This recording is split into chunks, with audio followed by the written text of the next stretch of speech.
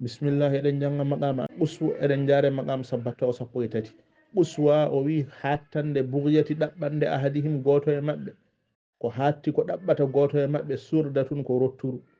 ɓuswa ko ɓuri woɗɗude biryati ɗaɓɓande ahadihim goto e maɓɓe surdatun ko rotturu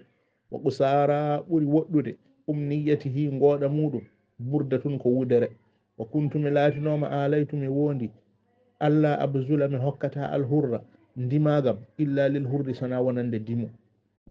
o kuntu alaytumi laatinoma mi wondi allah abzula alhurra mi hokkata ndiyam yeesam illa lil hurri sana wonande dimo walaw anni muttu hay sinno mi maayi min addurri e lor o qad najatni gundodire am alqarunatu fittandam bi an tujada indakum nde wodata to monɗo almaunatu ballal wa azanat ni tintini kam firasatu so're alhawba e doño bi annakum wonde onon yana bi'u kon ɓuccitirɗe alhiba e dokkal fa naddara llahu yalla nurɗin imra'an neɗɗanke a barra ɗigginɗo qasami wondoram o saddaka gonɗini tawassumi mandinogolam wa nazara ilayya daririmi bi aynin yitere yuqdiha ene loja yitere nde aljumudu fendogol wa yuqaddiha ene lojta yitere nde aljuudu dokkal qala alhadis ibnu hammamin oɗo wi fahimna min mbemi li bara'ati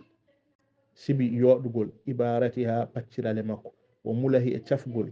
isti'aratiha luɓarameji makko wa qulna laha min mbiyamo qad fatana kalamuki haalama jarribima amin fa kayfa ilhamuki hono woodi jimri maɗa fa qalat o wi ufajjiru miɗi ɓuccita assahara hayre wala fahra wana waso fa qulna min mbiyamo in ja'altana sa waɗi min ruwatika ko e habroɓe jimri maɗa lam nabhal min ɗawata bimuwasatika e walludema fa qalat o wi la uriyannakum mami hollumon awwalan to arwande ɗo shi'ari mande am summa la urawiyannakum mami habrin on ash'ari jimrijam fa abrazat o feññini o rudna jir'in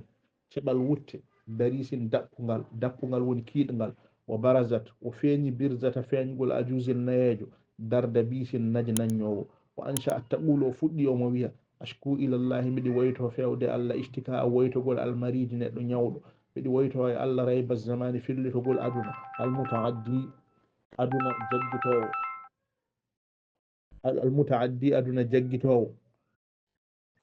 almutaaddi aduna jaggitowo albagide aduna tikkinaɗo ya qawmi ehemon yimɓe inni min unasin jeyami koye yimɓe ganaw alɗuɓe daharan dumunna wa jafnu dahari cawli guite aduna anhum ga maɓɓe gadidun ene merni fakharuhum waso maɓɓe laysa lahu dafi'un ala ko ene dunca ɗum wa situhum nannanti maɓɓe baynal wara hakkude windere nde mustafidun ene wanji kanuɓe laatinoma ida ma nujatun so tawede haaju awasat fusi fissanati e hitande ashahba e ñawɗunde rawdan koɓe jardin aride kecciɗɗo to shabbu ene huɓɓane lissarina yahoɓe niranuhum jeyle maɓɓe o yuɗi muna dayfa ɓe ñammina koɗo lahman tewo garid tewo kecco ma bata lahum jarun walanani ɓe koddiɗo sahiban ene heyɗi wala li raw in wona gam ɗenƴere qala o wi haala falima aljarid ɗeɗɗere falaki fa gayyadat minhum ɓeɓne maɓɓe surufu rada pirlitale halakare bihara juudin maaje dokkale lam nahalha min cikkanoɗe tagidu ene ɓeeɓa